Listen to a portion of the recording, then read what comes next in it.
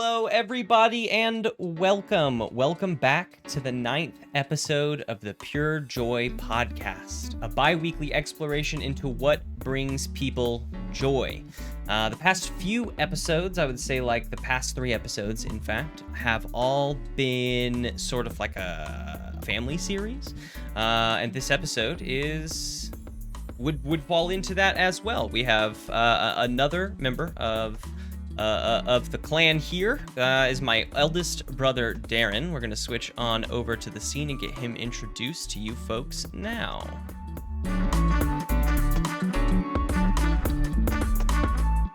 Hello, Darin. How's it going today? What's up, man? I'm all right. How you doing? Doing well. A little tired. I walked about an hour. I spent about an hour out in the rain, just like walking to and from like work, and Okay. that was more exhausting than the work itself, I would say, today. Yeah, for sure. Walking in the rain. Mhm. Umbrella or no umbrella? No, generally I feel like when it's a rainy day, quote unquote, it isn't like all that rainy. But today it was like raining all day. It was raining and raining and raining, Yeah. and so it just, we haven't seen I think like a deluge like this in a while, so I wasn't expecting it. Yeah. I was expecting a sprinkle or For whatever. sure. I also wasn't Well, expecting I'm to kind of anti-umbrella anyway. I think they don't really work that well unless it's a giant umbrella, and then it's kind of inconvenient. my legs get wet as well, Right. and at that point, Right. like, might as well just be wet. I have a decent jacket for the rain. Like, the outside can get as wet as it wants, but the inside is fine, so it's good. I mean, and in Chicago, the rain always is coming this way. So Exactly. the umbrella doesn't help too much. No. So yeah, a little tired. You are what, battling COVID right now? Battling the Rona, yeah, but on the back end of it, and feel okay overall. All things considered, mild symptoms, so lucky in that way. Yeah. This strain seems to have like a pretty high peak at the beginning of it, and then it like tapers out slowly at the end, I feel. Yeah, it's weird. It's the first time I've gotten it, though. I mean, I had avoided it for a long time, Mhm. so it's kind of, I don't know. I felt like it was inevitable, but I don't know. I hadn't gotten it, so I Right. wasn't really expecting it. But so it goes. We were listening to this this podcast, and the episode was actually on these folks that call themselves super dodgers, that are just like pumped about having never gotten it through all of the different strains. And they were saying that when they announced to their base and to the people that they wanted to do this episode, pull on all these folks, like, how many people can we get that have not gotten it? They got their number, and before, like, from that time to before they put up the episode, like 2/3 of those people had gotten it. Yeah. Which is just a even funnier stat to me. Right. Super dodge this. Right. Just an interesting thing. I don't know. It's dangerous still, especially for some, but right. I got lucky. So you seemingly got lucky. Yeah, becoming such a, I mean, I don't know, it's such a prevalent part of the culture, or our socio just status right now. Mm-hmm. So it's weird. Definitely. Well, why don't you introduce yourself to us here a little bit? Let us know who you are and who we're interviewing today. Sure. Darin Williams. I'm your brother, but you know that. I am the eldest of the 3 brothers, and I think anyone who's listened to the podcast before has seen our other brother, Casey, and then my wife, Susie, was on. And so I feel like those would be kind of tough acts to follow. But I'm an attorney by profession, and, the dream for me is to be a homesteader. So I'm slowly working my way toward that. And that's, to some degree, I think that kind of started with cooking somehow.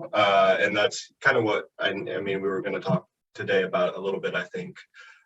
But yeah, that's kind of always like the driving force. Obviously 1 is family, and 2 is kind of getting to that dream of owning a piece of property and kind of being more self-sufficient in that way. Yeah. That's interesting. I would say that a lot of it kind of runs in the family. I would say the three of us all kind of want a similar outcome that is more about homesteading.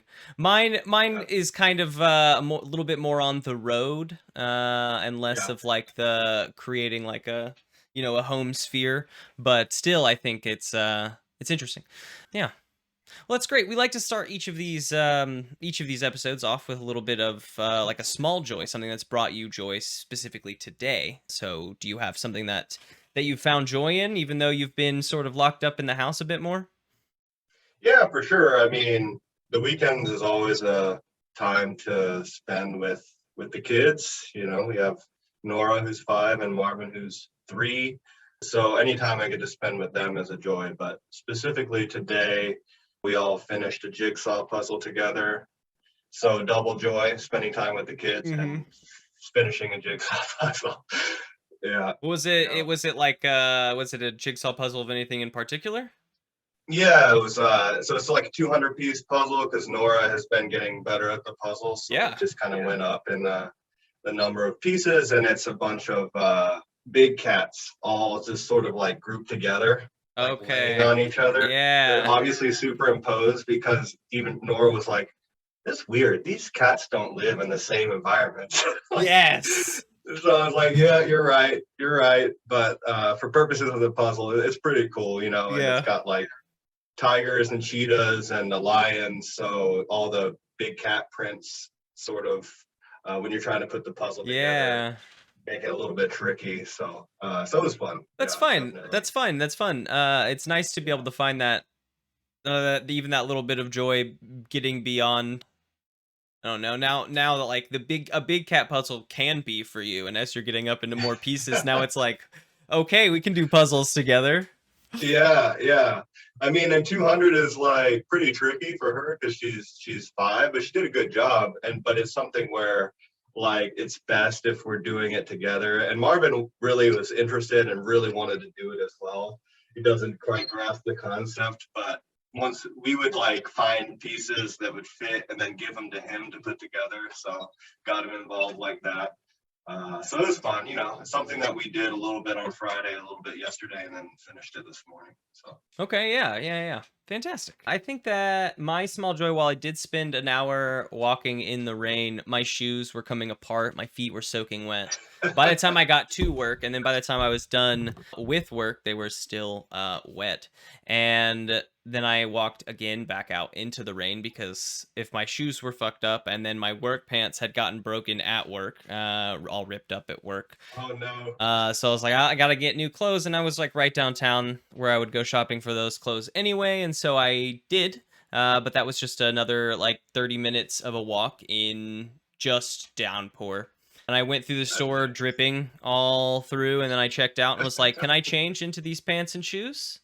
And she said yes, and I was happy to be in dry clothes again for the rest of the walk home. Yeah, man, that's a real joy for sure. Getting out of wet shoes into something dry, Mm-hmm. that's a joy And for they weren't sure. they like I felt a little bit of wetness in them by the time I got home because it was still raining really hard, but it my feet Yeah. my feet felt dry and I was so just like vibing with dry I was feet. gonna say, did you like ride share back home or what? So you didn't get your new shoes wet and you just went for it. No, I bought like black shoes. They had like the white bottom, but that's gonna get Yeah. there's nothing they're work shoes. They're gonna get dirty, Okay. so I ain't Yeah. worried about the rain getting them. Yeah. Yeah. Cheap black I mean, shoes I not needed the for work. rain really, but just being tired of having wet feet more Oh so. yeah, yeah. They Yeah. were okay for blocking out the rain. Yeah. Good. Just okay.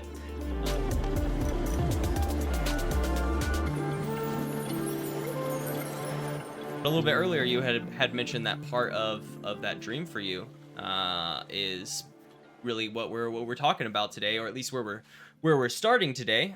So, what in Yeah. life brings you pure joy?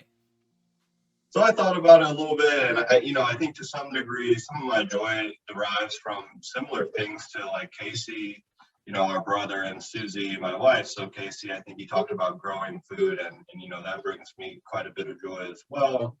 And then I think Susie talked a lot or some about family, and that's a joy bringer too. But to me, like kind of at the intersection of those things, and just thinking about, as I was getting ready for this podcast and kind of thinking about, well, what really brings me joy.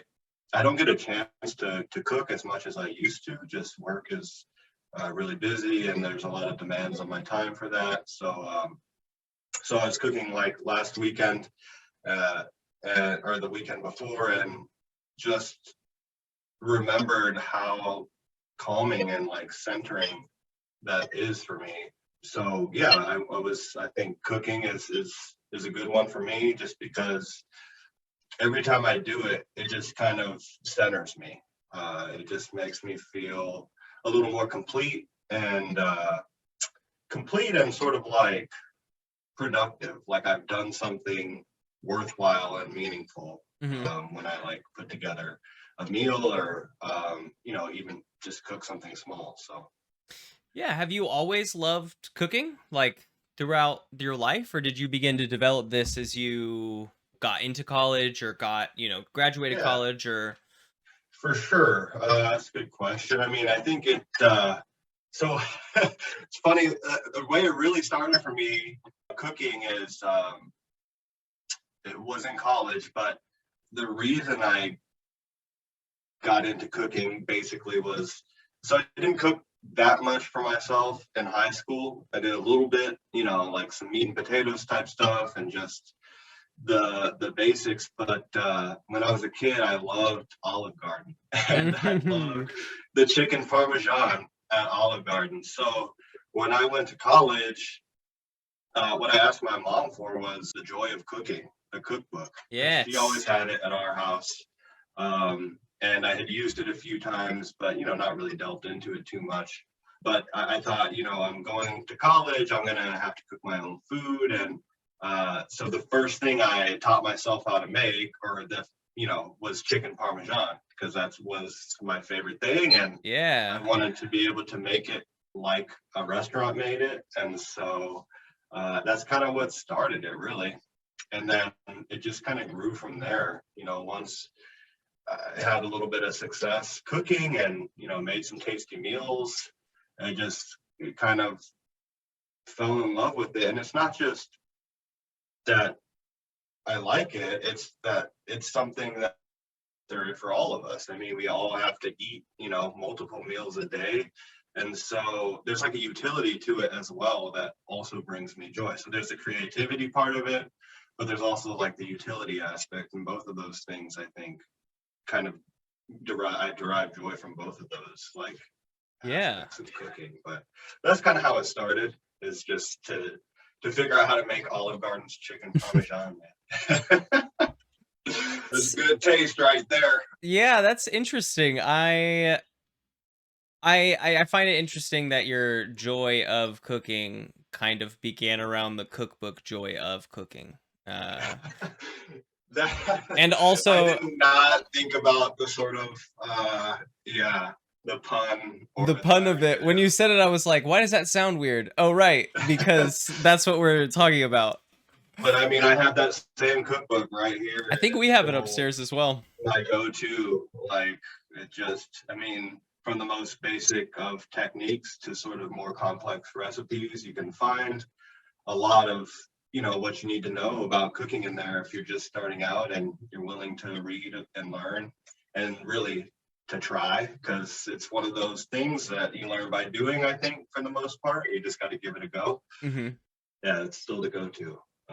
The joy of cooking. I find it on the PureJoy podcast. On the PureJoy podcast, while talking about your joy of cooking, I find it fascinating that everyone, when they're talking about their joy, and at some point there's like an active part of it, right? There's doing this thing, and whenever people talking about that, they always say, it's not always easy at first. You have to like do it time and time again. You do it, you get better. You fail, you get better. Something along those lines. And it's fascinating, because I think that, like, every joy so far that I've found is like a work, like you have to put in a little bit of work to improve at it, but as you improve, you notice yourself finding more joy in it. Like, Yeah, and cooking yeah, I is think that's a one, good observation. like when Yeah, you it's hard to challenge or think about challenging yourself when it comes to cooking. There are some very challenging things to do when it comes to cooking, but it's hard to like think about challenging yourself when it comes to yeah, cooking until you open up that book. Open up any recipe book, I think is a great place to start right, right. and to find something that interests you, but maybe something that you don't know a lot about, Yeah, because the kitchen, yeah, for sure. there's so much to do in the kitchen. As long as you have the tools, you can figure it Yeah, out. And if you fail, that was yeah. part of the adventure as well. Oh, absolutely, absolutely. I mean, I think it's a great observation that, like, there's a bit of a work aspect to it. I mean, I don't think when I started cooking, I derived as much joy from it as I do now Right. because I was worried about getting it wrong or burning something or, Mhm. eh, yeah, basically, I think we're just worried about getting it wrong. Mhm. And now, I think with some repetition comes comfort. And with that, you're sort of able to maybe be a bit more like meditative in it instead of, I mean, you have to be present, I think. I think that's one of the things I like about cooking. And the reason that it brings me joy is you have to kind of be like present in it Yeah. and like give your attention to it in order for it to, in my opinion, in order for it to turn out a quality dish. I mean, you have to make sure that you're paying attention and Yeah. kind of with it. But there's like as you gain some experience cooking and you can cook by sight and by smell a little bit more instead of necessarily just following the timer blindly. It makes it's easier to relax while you do it once you have some comfort with it. So that helps with the joy, I think. I think there are times or have been times in the past where, I'm trying to get like three dishes done at once and running around like crazy in the kitchen, Mhm. a little more frantic than joyful. But yeah, I mean, even that, like with time, like the timing between like trying to do multiple dishes at once starts to come together as well. And there's just like a sense of accomplishment, I think, when you get it right. Or when you like take the first bite of something, you're like, yeah, I mean, Mhm. I did that pretty well. you know Mhm. so yeah, I think that's a good observation that there's some work involved, and sort of as you go, I think you can derive a little more joy as you get more comfort with something. Yeah. So I mean, I definitely encourage anybody to just start like simple, just simple techniques like cook a chicken breast or eggs. Mhm. Eggs are actually a harder thing to cook, so just try some different egg things. They Like, are, yeah. You said that the beginning, you said it was like a two-part joy. You get joy in cooking, but also in second part I wanted to expound upon, but I'm losing it. like the utility The of it. utility of it. Yeah, Yeah, yeah. So you yeah. I find mean, joy in the fact that, do you think any of this joy that you find in that like utility is that, like, that you also just enjoy doing this thing you have to do? Like you have to yeah. create food at some point, whether you just pull it out of a package or whatnot. Well, to me, like I think part of the joy is not pulling something out of a package. I think we're also disconnected from our food in Hmm. general. That cooking it, and especially cooking something like from our garden, for instance, you just feel a lot more connected to your food. But Hmm. there's also like, and maybe it's just kind of my weird OCD, but like this utility in like going into the fridge and just finding what needs to be used so it doesn't die. And then Hmm. like, so there's that utility of sort of like using ingredients that need to be used so that you don't waste food. And then just the utility like of fueling your body in a mindful way. Yeah. And that, I think, so there's like the joy of like creating something really tasty, and that's like the creative part. But there's also the joy of like knowing that while creating something tasty, you've also, avoided wasting food and like fueled your body in a mindful, like positive way. So I think Checked that's a what I lot of mean. boxes. Yeah, for sure. When I think about like the utility of cooking.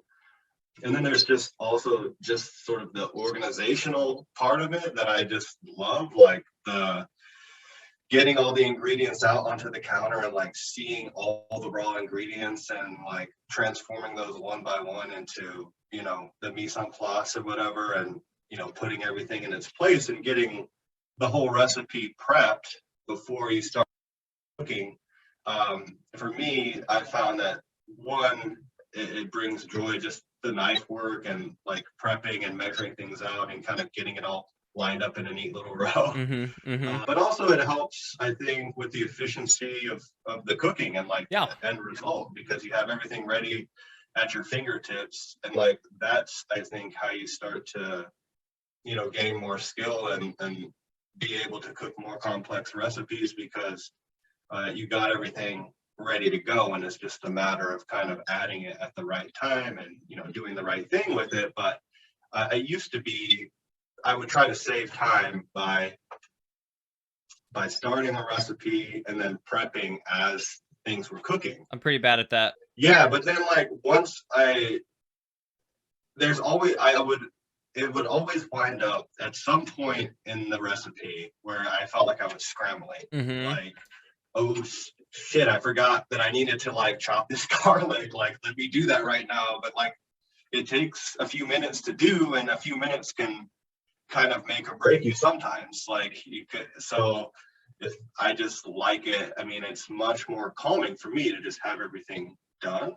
I think some people may be faster at like doing it the other way, but for me, I've just kind of gotten to the point where I just look at the ingredient list, get it all out, prep it all how it needs to be prepped, and then go into the actual cooking of the recipe. So sort of like your small joy was earlier. It's like a puzzle. You like dump the puzzle out onto your counter. You separate the edge pieces in the middle, or by color or whatever, and then you like get to building and get to cooking. For sure. Yeah, and just like the alchemy of cooking is, I think, at the end of the day, what really like brings it home for me. It just like fascinating taking simple ingredients and they just become greater than the sum of their parts. And I don't cook anything crazy. It's all pretty simple type meals, but just that the idea of taking raw ingredients and turning them into food. I don't know, there's something almost like magical about that. It's like a transformation of into something that, like I said, is greater than the sum of its parts. And some of that is, I think, the love that you put into it as well.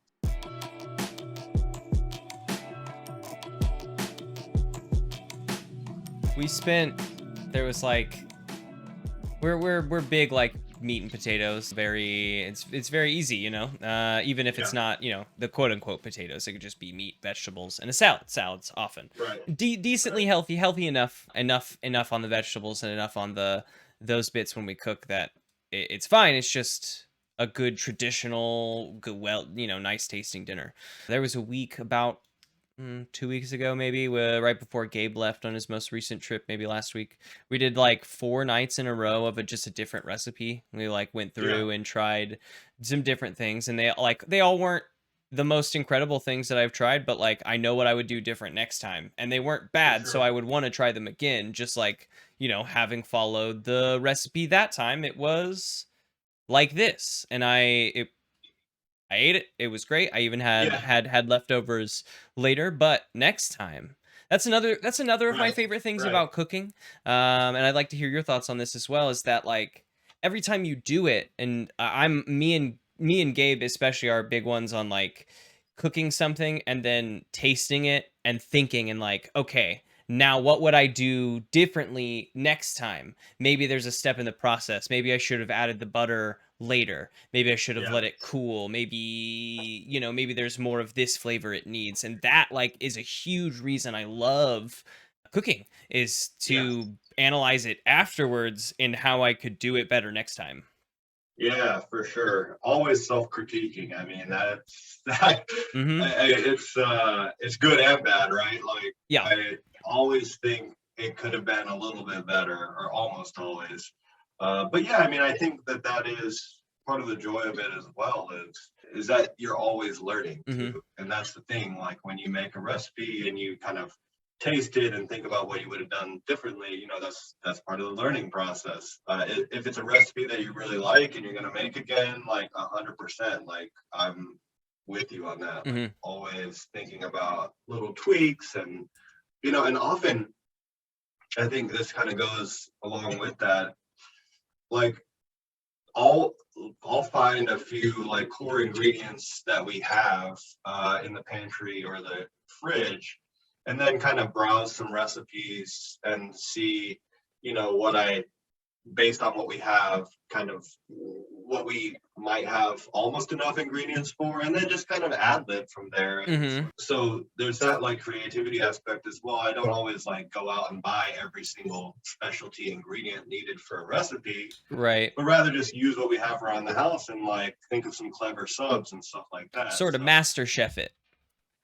yeah, right. But yeah, definitely look at the cooking when you're done and kind of critique it always. Because like for me, and this is I think a character flaw to some degree, but it's also kind of what's driven me to be successful. I think in general is that I'm a bit of a perfectionist, and Mm-hmm. I want to go 100% in everything that I do. So I'm always tasting a dish or a meal and thinking like, is this restaurant quality? Like, would I pay for this? To eat it out, and not necessarily would I pay a lot for it, but like, would I be happy if I went out and ordered this And and ordered someone this. gave it? Yeah. Okay. That's Yeah, interesting. yeah, and so that's always kind of my barometer basically. Is like, would I be satisfied paying money for this food if I went to a restaurant? Interesting. I like that Yeah, thought process. I think that fits very well with how I already think about my food. I think that may not be the best thought process for everyone when getting into yeah, the cooking or a hobby, but I understand that, and I definitely yeah. like And I think at the yeah. beginning, for sure, it maybe took some joy away to think of it in that way, because I was always like thinking, oh, No. wouldn't this Certainly food not. be, but uh, but yeah, I think like over time, it's become, and like I said, I'm not making souffles or anything like that, but just simple, consistent food. And that's really at the end of the day, like not necessarily simple, but consistency is what you're looking for if Mhm. you kind of go out to eat. And yeah, so that's kind of at the end of the day, I think that's what I'm looking for ultimately, is like a level of consistency with the cooking. And I think I've kind of reached that level to some degree. There's always, like you said, always new things to be doing and learning in the kitchen. But yeah, to have reached a level where like most of the stuff that I cook, I wouldn't pay a lot for it because it's not like complex food, but I would go pay for it. Yeah, like good filling food. Yeah. I would say that that's yeah. I'm like lost in thought now of like our dinners and like when's the last time that I made a dinner that I would pay for, and like I don't know, Yeah. man. It was all good and it was all filling, and it was probably one of those three, probably from that set of three where we were like, let's try to cook something. We've made some good food. It's just my memory is also terrible. Wait, so what did you cook? What was like the favorite thing that you cooked this last week of those sort of when you kind of did recipes? Um, so flavor wise, we did Kenna brought home some squash. We've all been on this big squash kick. Casey was talking Yeah, about it. Susie brought a squash in on hers, and Kenna nice. brought some squash home from her trip, and What they kind were of squash? I don't remember, but they weren't like your traditional squash. They're a little bit longer, it seemed. Okay. They were from her uncle's garden. Oh, Um, nice. Cool. maybe they were traditional squash, but they were just homegrown. Yeah. Slightly different shape, but similar. We Gold Rush squash, she says. Okay. Yeah. So anyway, we chopped them. We we looked up like it was in a Southwest stuffed squash, something like that. And we did exactly what we talked about. We replaced some of the ingredients with ingredients we have rather than buy hamburger meat. We had steaks in the freezer. Why not use those? So like, you know, we upgraded in some places and like, you know, just subbed out in other places, and that was very tasty. Like at the end, it was like good to sit down and cut it, and then just like it was just great. All the little pieces were cooked well, so it wasn't just like a mush. It was tasty. But I think I enjoyed cooking the most. We did like spaghetti and meatballs. We bought the meatballs already prepared, but I enjoyed like preparing.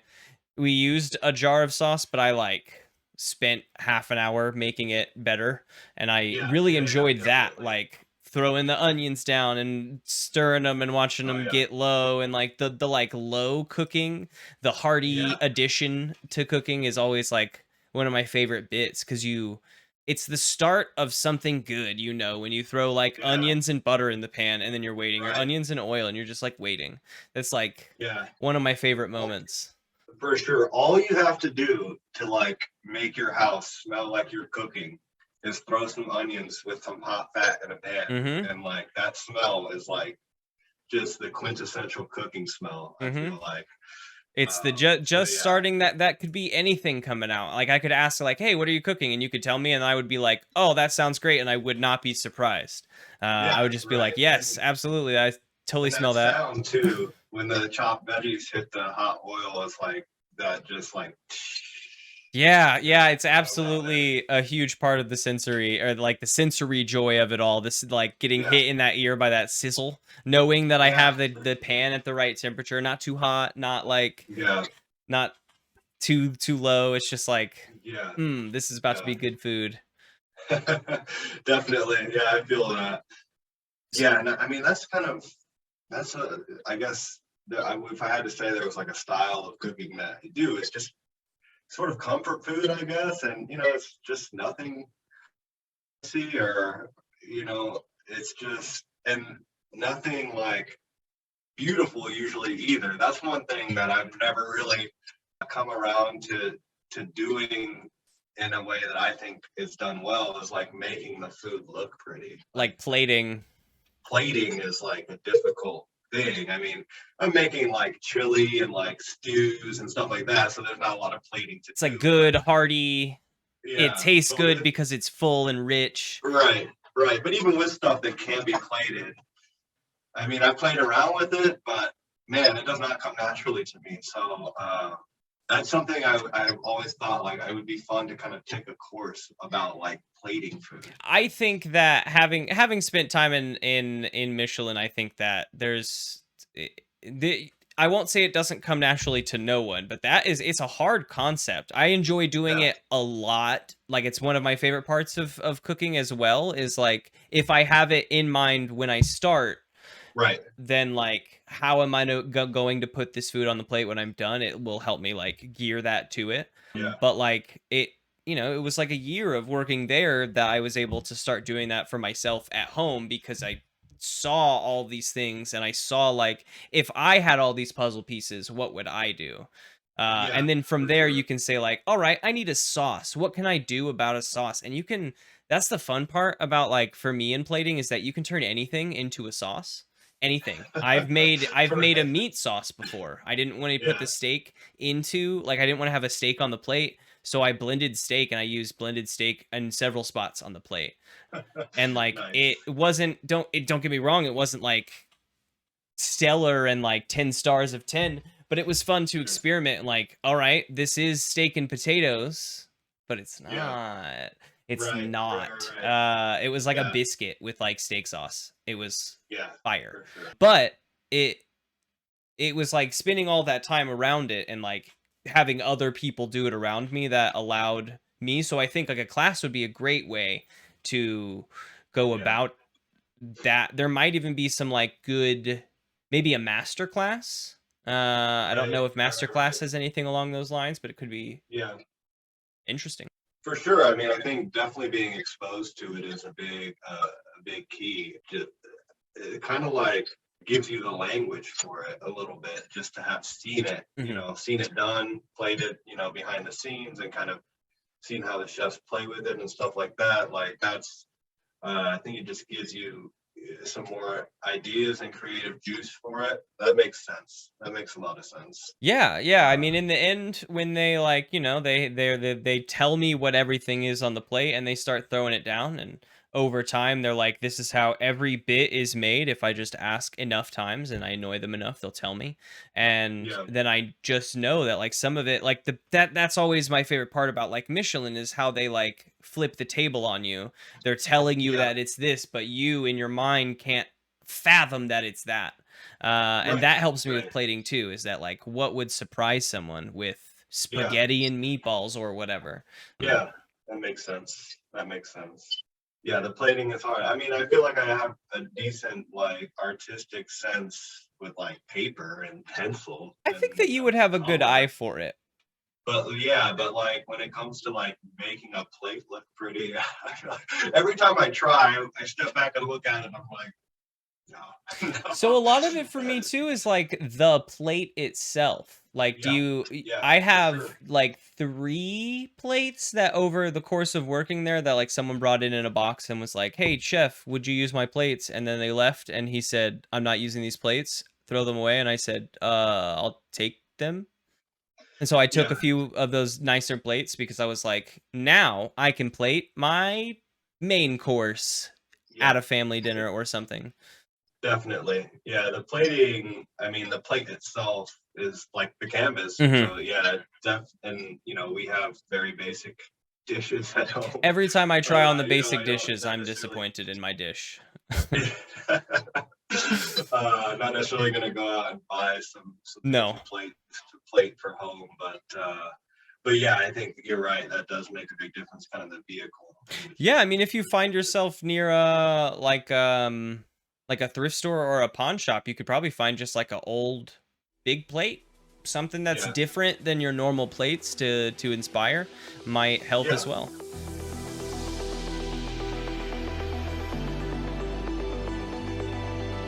So you were talking early on how the sort of the interest and the spark of you getting started was cooking this chicken parmesan. Has that continued? And also, do you have any like specials that you've like developed over the course of being a cook in the kitchen?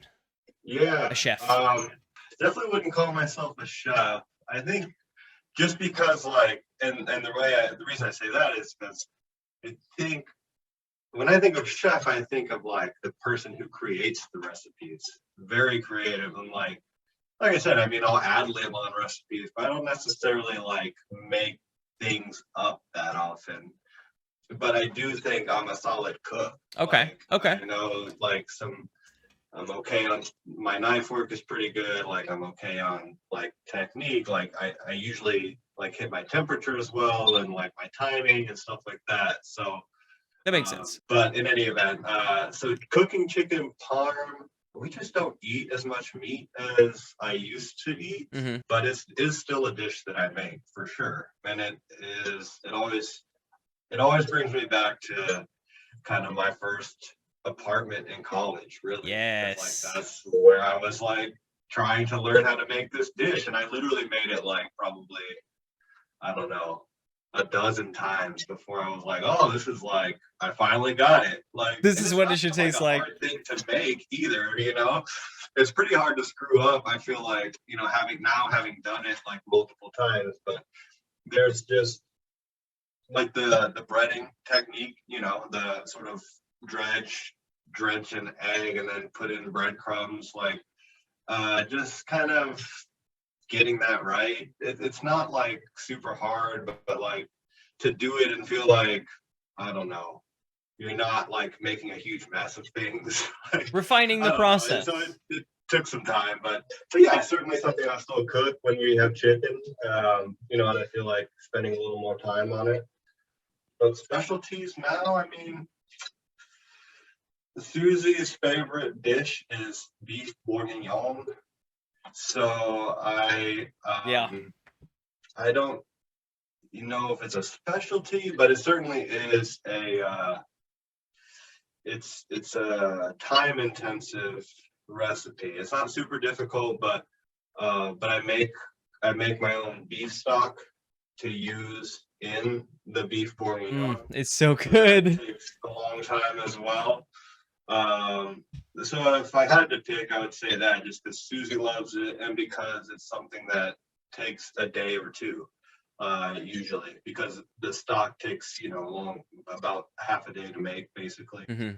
And then the beef bourguignon is mostly inactive.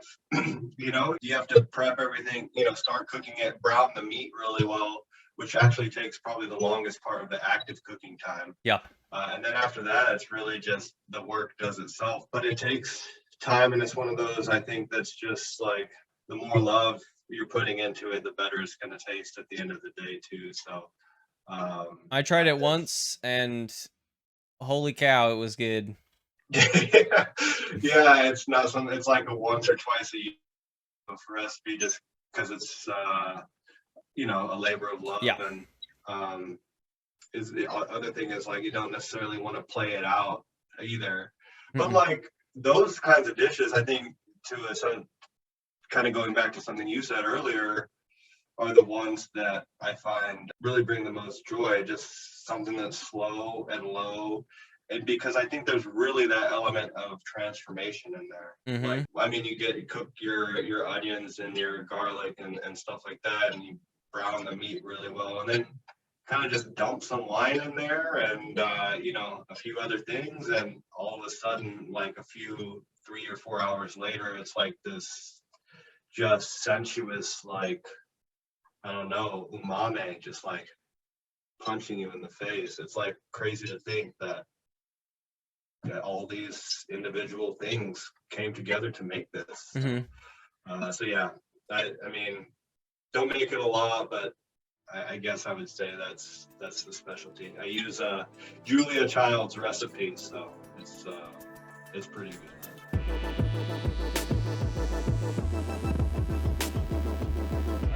Are you at all a fan of like the community aspect of cooking, like cooking with others? Like, I'm a huge fan. Some of my like favorite memories are of like breaking in a kitchen with folks and like getting the oven started for the first time, and or trying out a recipe that like we don't think we're gonna be able to do, but we're gonna give it a shot. For sure. I mean, I am. It's funny, these days I don't do it very much. I mean, because either Susie is cooking or I'm cooking, and if one of us is cooking, the other one is not, because they're busy. Is just busy. Yeah. With 2 kids and work and everything. So we don't really do it as much as we did in the past, and I don't think Susie doesn't really derive joy from cooking in the same way that I do. It's more of a let's just do it for her. But yeah, I do really like cooking with people, and I think cooking around people. I mean, I'm happy to cook with people for sure, but even if I'm not, like, I think some of my favorite like memories of like vacations, like I guess I'll just give an example, is we were in California, like visiting a friend, and I really like to, if someone hosts me at their house for a vacation, I like to try to cook them a meal. And that's like my thank you to them, kind of. It's like, I'll send a thank you afterwards as well, but like just kind of in the moment, like I like to cook because that's part of the joy of cooking for me as well, is giving that to other people and feeding other people, and that obviously goes to family as well, like taking care of family, but also taking care of friends when you're at their houses. So we were being hosted in California, in San Diego, like in this absurd house right on the beach. It's like a beautiful, like, craftsman home designed by like Frank Lloyd Wright, disciple. And I was cooking for them, and I decided to make like a red seafood, like a tomato-based seafood stew, because we were like right on the beach, and like just cooking. So even, and the reason I started this is because like no one was cooking with me, but everyone was sort of just gathered around the kitchen. Yeah. And we were all just chatting, while I was kind of doing my thing cooking, and that sense of community around it, like, really loved that. And in this in particular, I was like cooking as the sun was setting over the ocean. I'm just like looking out this picture window, like while I'm cooking this seafood stew. And it was just, I don't know. I mean, it was just kind of a magical moment. Yeah. It felt really good in that moment because I was on vacation. I was relaxed. I was doing something I love and making something for my hosts. Yeah. So yeah, I think there is the community aspect to it that I really like.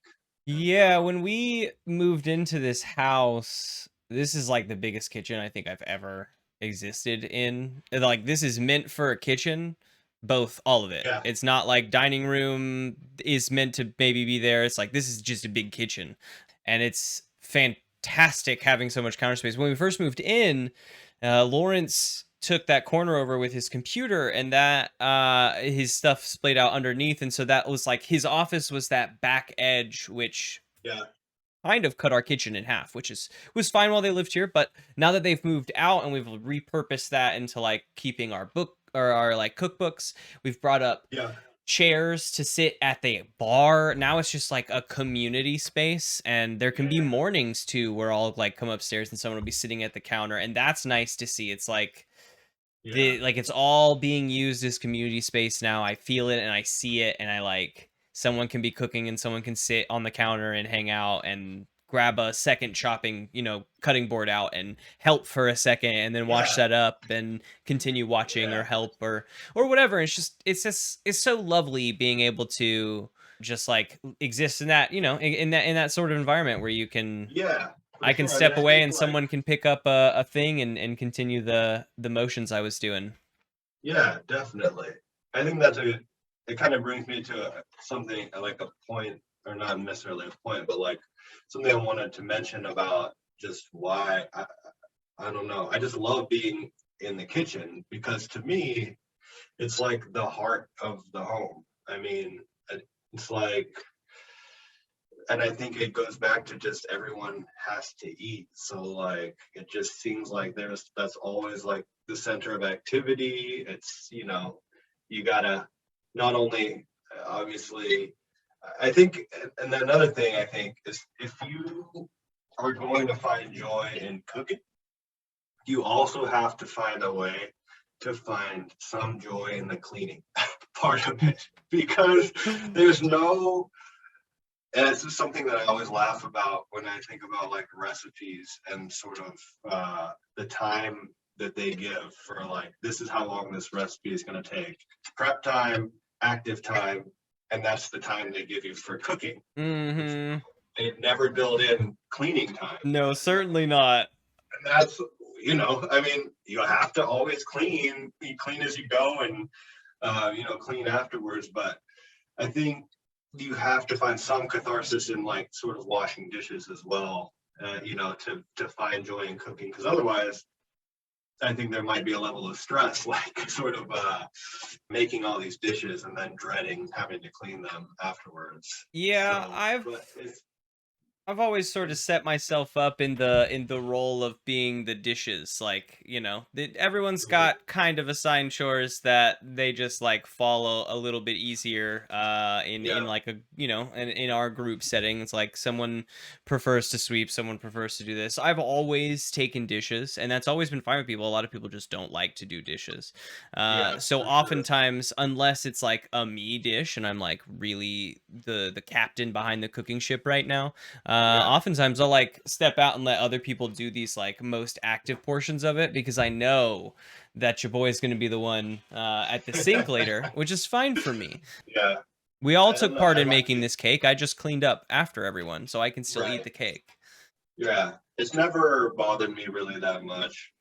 And to me, like, I think some of the sense of like accomplishment doesn't come until the kitchen is clean afterwards. Mm-hmm. Like it's a matter of like starting with a clean kitchen, then all these raw ingredients, those turn into something completely better than the raw ingredients.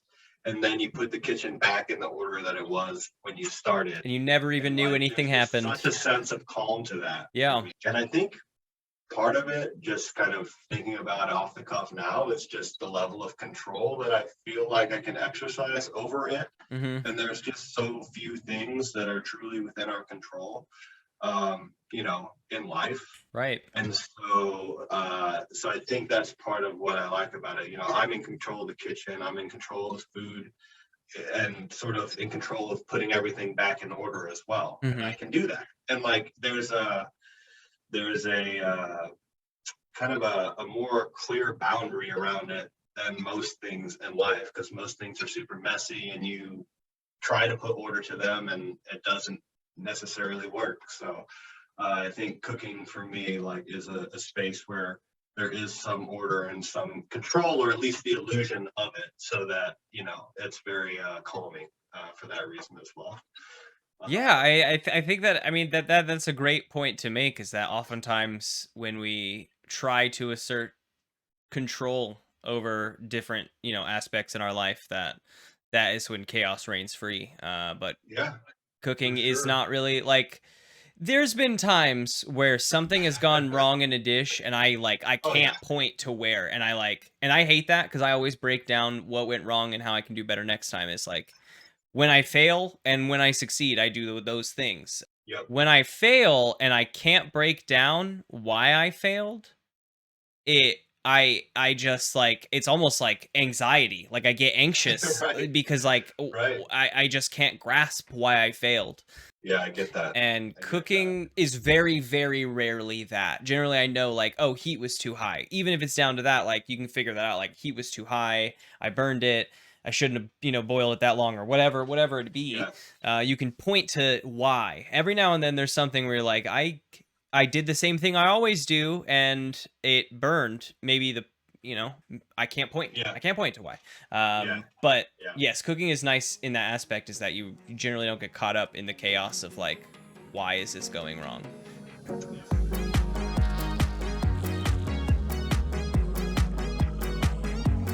Do you think that any of we've been talking about how the home, you mentioned how the home is the heart of your house, of your ideal home. Do you think that any of that comes, you and I and Casey have always have these large family events?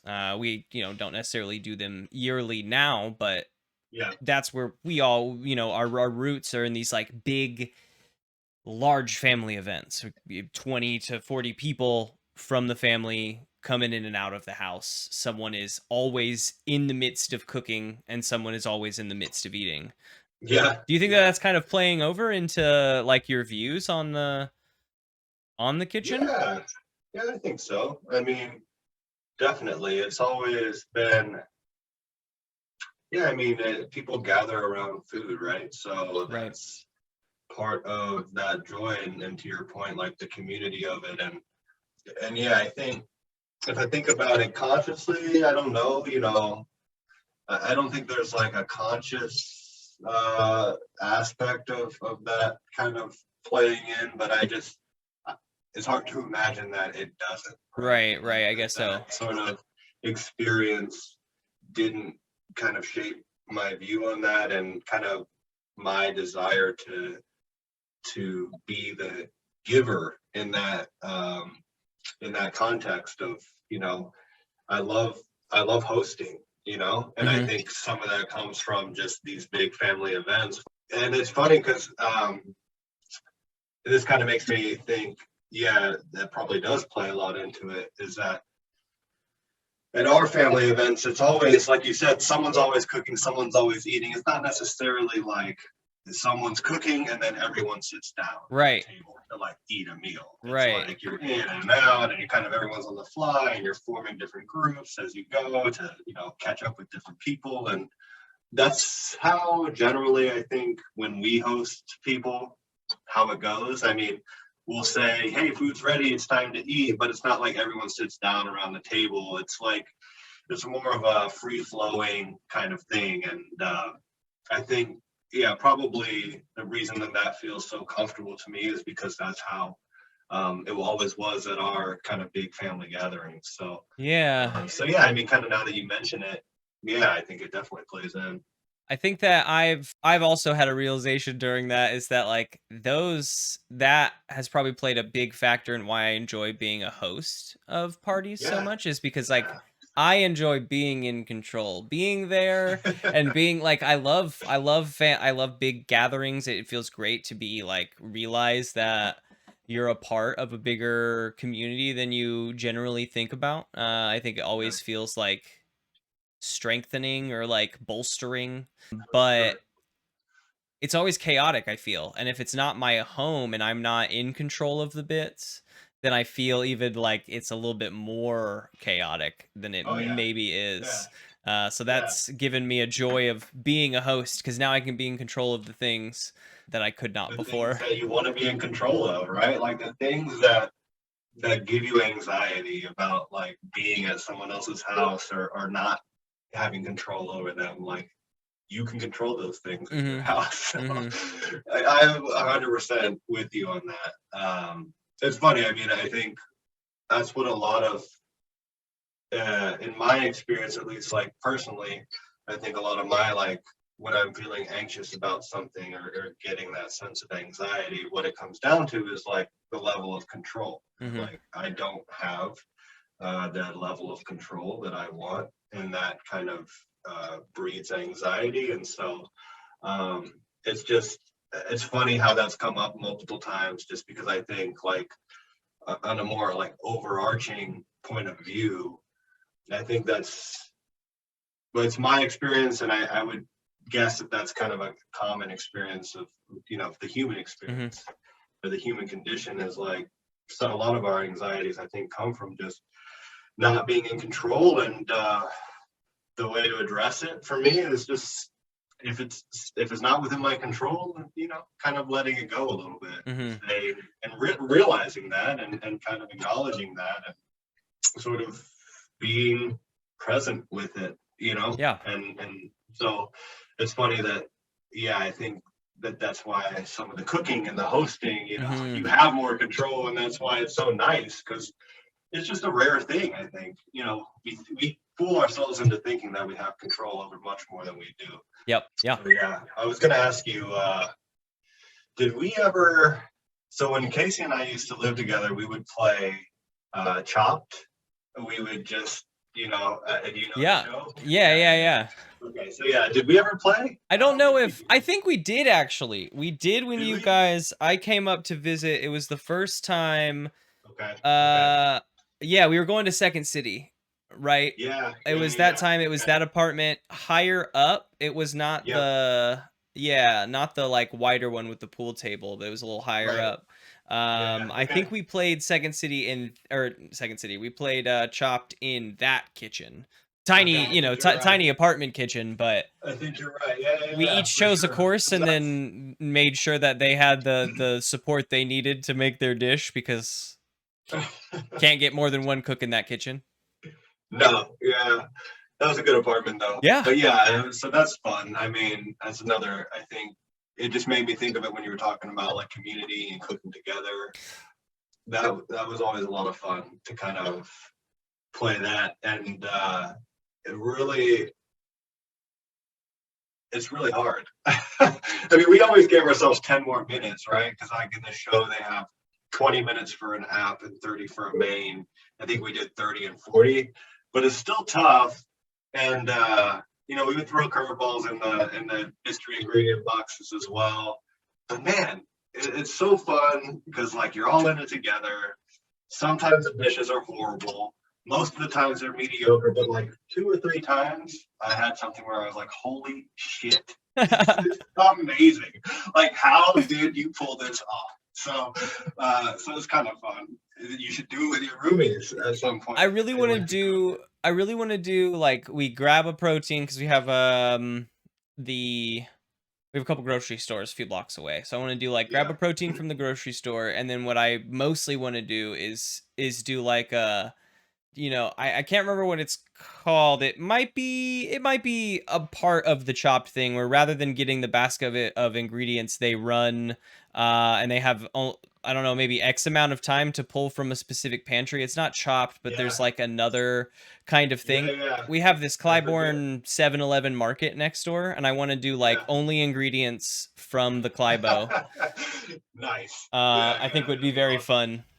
Yeah. 10 for minutes sure. to get anything you want from there. We could get cooking wine. That's a start. No, Yeah. nothing legit though. That's the hard part, is that you can't get an onion. You can't get like meat. Right. You have to figure out how to make like out of crackers and peanut butter and whatever. Yeah. That would be tough. For Hmm. sure. Hmm. I mean, they always have like, no, not on that one. You're right. Yeah, there's just like one pantry run, and they have to be okay with whatever they grab. Yeah. That would be tough. Oh man. It's a kind of a fun twist on it.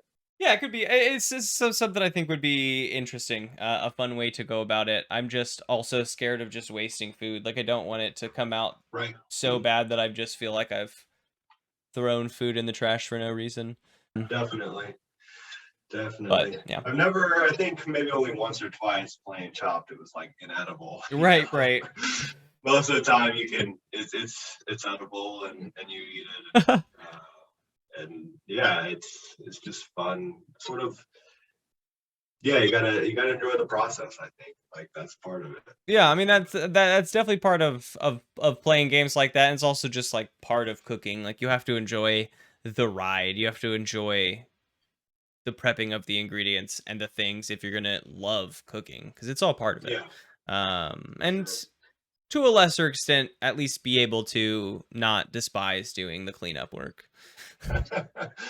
I don't Yeah, love man. cleaning up, but I do. The more I do it, the more I love seeing a clean kitchen, both Yeah. at night and in the morning when I wake up, knowing that I don't now have to clean the kitchen. It's taken Yeah, me a that's a while great to get out point. of. Like there's something meditative to some degree about doing the dishes for me, but really the most enjoyable part is when it's done. It's Yeah. like one of those things that I don't love it while I'm doing it, I don't hate it, but when I'm done, like that finished product is like that's where the joy comes from. Just like sort of making it look like nothing ever happened in the kitchen, but really some magic has happened, like you transformed something.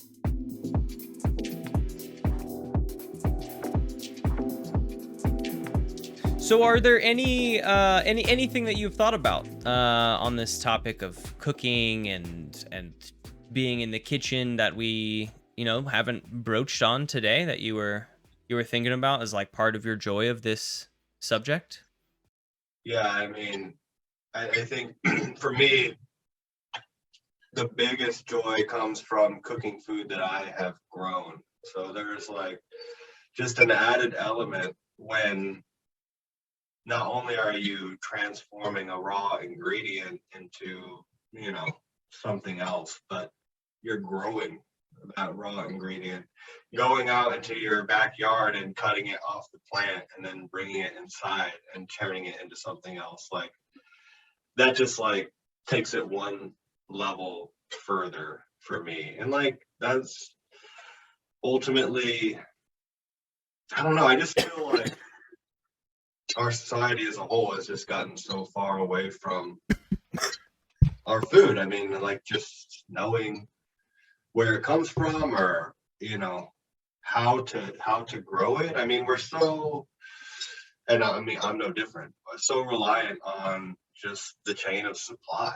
It's true. Like knowing that, or sort of being reliant on going to the grocery store and there being food there. And I mean, it's kind of a precarious thing at the end of the day. Like it doesn't seem like it because it's, always been there. But I think some of the most recent, issues with the supply chain with COVID have kind of shown some of the fragility of it. And so there's also just like this extra sense of like security and comfort, like knowing that I grew the food that I'm eating. From seed to nutrition. From seed to nutrition. That's right. That's right. But I would just say, I would just encourage anyone, who is listening, who is like, how could you possibly enjoy cooking?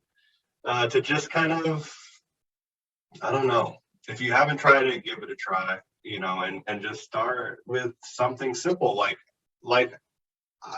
for me it worked, and so I guess that's why I would suggest it.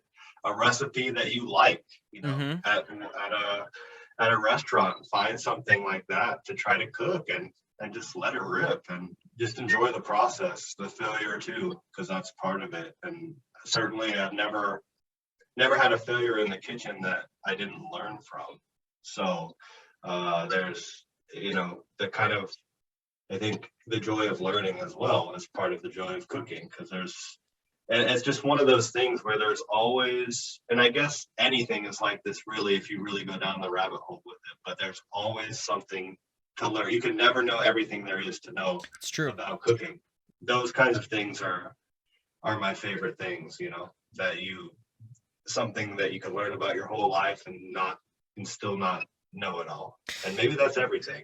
I mean, that's, we talk about that, I think, if probably every episode. And that is that, like, the more that you do something and the better that you get at a thing, the more joy it's easy to find in it. That doesn't necessarily mean that, like, if I were to bring, you onto this podcast, that you would say that thing is your joy, but you can find joy in it.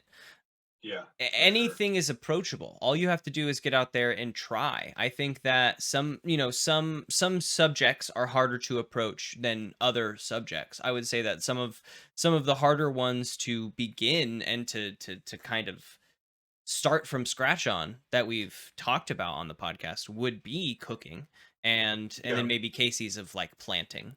And that's just because,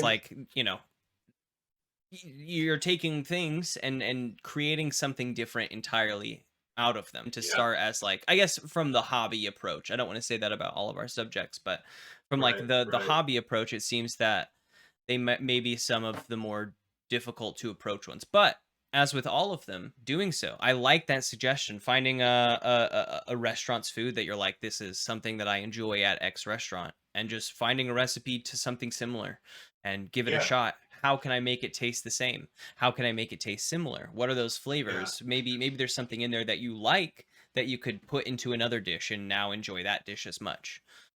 Yeah, it's a good point that, like, it can feel unapproachable sometimes, but I think it's like anything. There's like so much to know and so much to do. It's like, where do I start? But like anything, somewhere. You just have to start somewhere. Mm-hmm. So even if it's, even if you feel like, well, I can't like pick a recipe and, I can't start to make like this steak béarnaise that I love at this French restaurant. How will I ever make a decrease? Yeah. Well, start super simple. Like if you've never like cut an onion, look up the right way to cut an onion, and practice that. To me, there's a lot of like calming value to the knife work and just kind of chopping things up, turning them from whole into. So just pick something small if picking a recipe seems too daunting. But it's like anything, you gotta, if you want to do it, you just have to do it. You gotta learn by doing. You just gotta do it.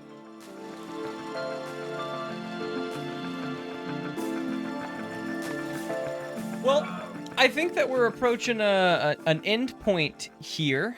Anything on this subject that you? I think we even already did that bit. Yeah. I don't think so. I mean, I will say that I've been mostly talking about cooking and not baking. I like to bake as well, but to me that's a whole nother thing. And so I'll leave that to someone else to on your podcast. I don't bake a lot, but I have enjoyed it. At the beginning of the pandemic, I started making my own bread, which was pretty awesome. And a few loaves turned out pretty well. Some did not. But to me, that's a completely different beast. There's a lot more flexibility in cooking And certainly, it's not to say that baking is like a rigid thing, but usually a lot more precise. Baking is much more precise. And scientific, really. I mean, there's a lot of chemistry involved in baking as well. So I'll just say that, I was talking mostly about cooking and not baking. I mean, it's true. I will say it is a fact. They are very, very different kitchen subjects. Just like different approaches to doing these things. For sure. And one of the main reasons I don't bake is because it's usually sweet and I don't want to eat all of that sweetness. Like I do, but I don't. Like it's not good to have around the house, right? I love to. You don't want to be tempted into it. But what are we gonna do with a whole cake? You gotta give it. Like half of it away to the neighbors. So no, I'm gonna eat that whole thing. Yeah, well, probably easier. You got a house full of. I don't want to feed my kids that much cake. No, we do eat it all, but I've been appreciative that like when we've been making things like Gabe made cookies and he made the right amount of cookies. Like it wasn't so many cookies that we just had to throw them away. It was like down to the last cookie, and I was like, I'll take a cookie, and that'll be the last cookie. It's perfect. Yeah, but I mean, I think that's it. I think I touched on the things that bring me joy about cooking, and I hope that. I guess my one hope would be that one person listens to this and is like, maybe I'll try cooking. Yeah. I think that's a hope with a lot of my stuff is that like I come out of this thinking usually I hold on to a piece of all the episodes and I like think about that. The fitness episode, the plants episode, I've been much more attentive to my plants, and since Susie's like thinking about my like, bits and pieces of my family life or where I fit into that, and I'm like, all these things kind of leave something with me, and I do kind of want to echo that sentiment that I hope that like someone is able to find like a little bit of spark of joy of cooking or of some of these subjects in this. I totally echo that. For sure, yeah, and I feel the same way about like just having listened to a bunch of your other ones. It's just there's always kind of some thought-provoking, comments or viewpoints on why something brings someone joy, and it kind of gets me thinking as well. Like, I mean, I bet there could be some joy in that, and that might be sort of, or maybe just a different approach to something. That, would just bring you a different level of joy, but 100%. Yeah.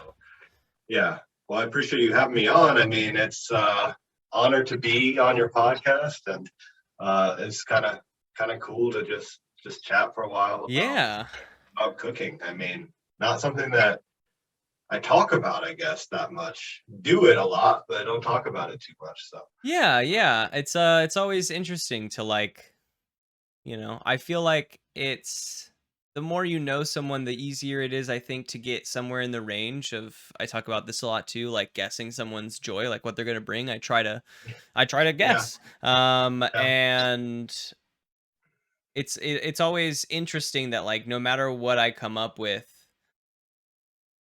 it will be presented in a way that I wasn't like expecting, or we'll talk about or go down a rabbit hole that I wasn't expecting, and the conversation will trail off in a totally different direction.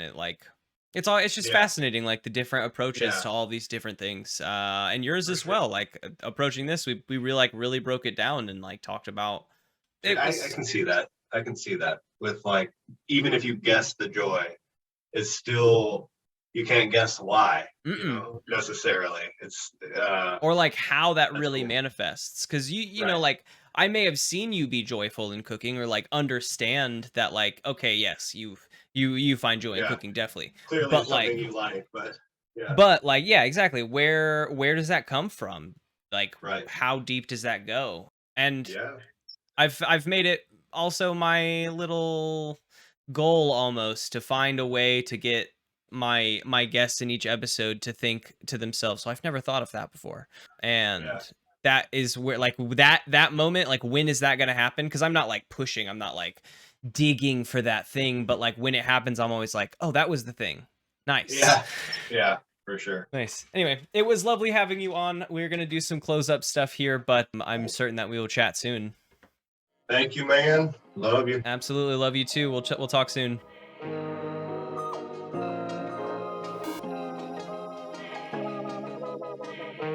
I want to appreciate all of you for coming out and joining on this episode of the PureJoy Podcast. This was the 9th episode of the PureJoy Podcast. We're going to do some editing on it and have it up and ready by next Sunday.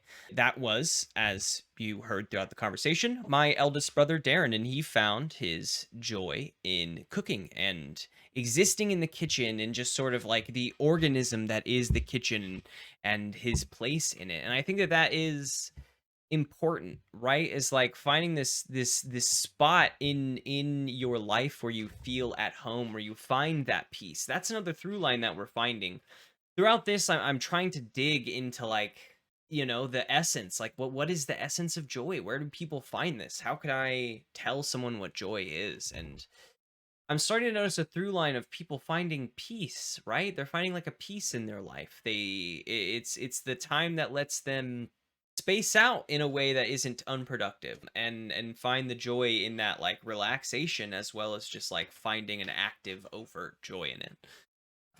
It's interesting, it's intriguing, and I'm very excited to continue down this path. Let's talk a little bit about dates here. The next recording of our following episode on Twitch on September 25th, my guest will be my friend Brian Behrens. We'll find out what brings him joy then. And you can look forward to that episode on October 2nd. Yeah, I don't know quite what his joy is, but I never know until a week before, so keep an ear out to the ground for info on that. But yeah, this has been a wonderful episode, a lovely talk about cooking, something that I myself do find a lot of joy in already. And as he said, baking is a totally different beast, and something that, is tough. But cooking and baking and living in the kitchen and existing in that community space is a lovely time. And I appreciate all of you coming out and listening in and being a part of this with me. A few thank yous. I want to give a thank you, of course, to my partner for being wonderful and incredible. I want to give a thank you to Darin for coming out and being an incredible guest on our podcast. I also want to give a thank you to MioWnize and M3rda for allowing me to use their music in the intro and the outro, as well as the transition bits between. I really appreciate them. If you would like to learn more about them, you can find their information down below. And other than that, I appreciate all of you coming to join us on the 9th episode of the PureJoy Podcast. We'll see you next time, folks.